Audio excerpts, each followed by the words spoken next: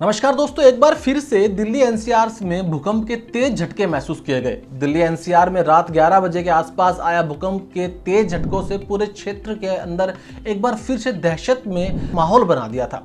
इस भूकंप का जो केंद्र है वह नेपाल में है। नेपाल में इस भूकंप से काफी बड़ी तबाही होने की खबरें सामने आ रही हैं। अभी तक आई जानकारी के अनुसार लगभग 128 से ज्यादा लोगों की जान जा चुकी है और बहुत सारे लोग घायल हो चुके हैं और घर टूट चुके हैं।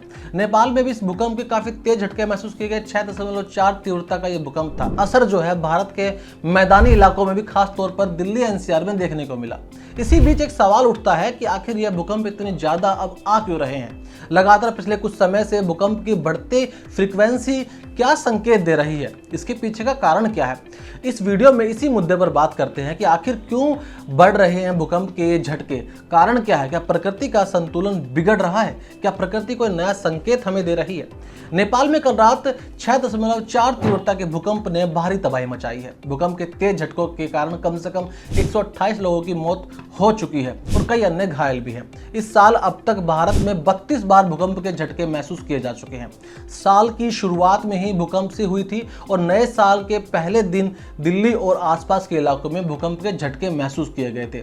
भूकंप की तीव्रता 3.8 आंकी गई थी। नेशनल सेंटर फॉर सिस्मोलॉजी के अनुसार दिल्ली के और उसके आसपास के इलाकों में झटके के साथ हरियाणा के झज्जर में 3.8 तीव्रता का भूकंप दर्ज किया गया था। वहीं इसी साल फरवरी में सबसे ज्यादा बार 6 बार भूकंप आए हैं। तो अब जानते हैं कि क्यों आ रहे हैं ऐसे भूकंप और दिल्ली एनसीआर में इतने भूकंप अब क्यों आ रहे हैं लगातार। देखिए, दिल्ली के नीचे 100 से ज्यादा लंबी गहराई फॉल्ट लाइन मौजूद है। इसमें से कुछ दिल्ली हरिद्वार रिज, दिल्ली सरगोधा रिज और ग्रेट बाउंड्री फॉल्ट पर है। इसके साथ ही कई सक्रिय फॉल्ट्स भी इनके साथ जुड़ी हुई है। Jawaharlal Nehru centre of advance scientific research में प्रोफेसर सीपी राजेंद्र के मुताबिक दिल्ली एनसीआर में कभी भी बड़ा भूकंप आ सकता है, लेकिन ये कब आएगा और कितना ताकतवर होगा ये कह पाना बड़ा मुश्किल है।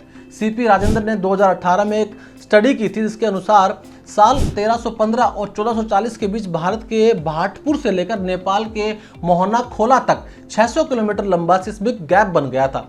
600-700 सालों में से ये गैप शांत है, लेकिन इस बार लगातार भूकंपीय दबाव बढ़ रहे हैं। हो सकता है कि दबाव भूकंप के तौर पर सामने आए। अगर यहाँ ऐसा होता है तो 8.5 तीव्रता का भूकंप यहाँ पर आने की पूरी संभावना है और दिल्ली एनसीआर जैसे इलाके में 8.5 तीव्रता के भूकंप का जो पैमाना है वो कितना बड़ा हो सकता है, इसकी कल्पना करते वक्त भी रोंगटे खड़े हो सकती हैं।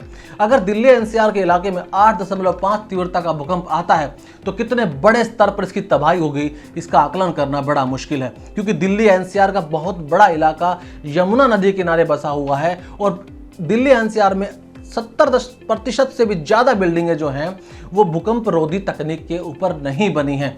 हाल ही में भारत के अंदर जो इंफ्रास्ट्रक्चर बिल्ड हो रहा है उसके अंदर भले ही इन तकनीकों का उपयोग किया जा रहा हो, लेकिन 8.5 तीव्रता का भूकंप किसी बड़ी तबाही को लाने के लिए काफी हो सकता है। आपको क्या लगता है, क्या दिल्ली एनसीआर किसी इस तरह के बड़े भूकंप के लिए तैयार है और क्या आपका घर भी इस तरह के भूकंप को झेलने के लिए तैयार है? कमेंट बॉक्स में अपनी राय जरूर दीजिएगा। अब आपसे मिलते हैं अगली वीडियो में, तब तक के लिए अपना ख्याल रखिए और बने रहिए मेरे साथ यानी क्लिक इंडिया के साथ। धन्यवाद।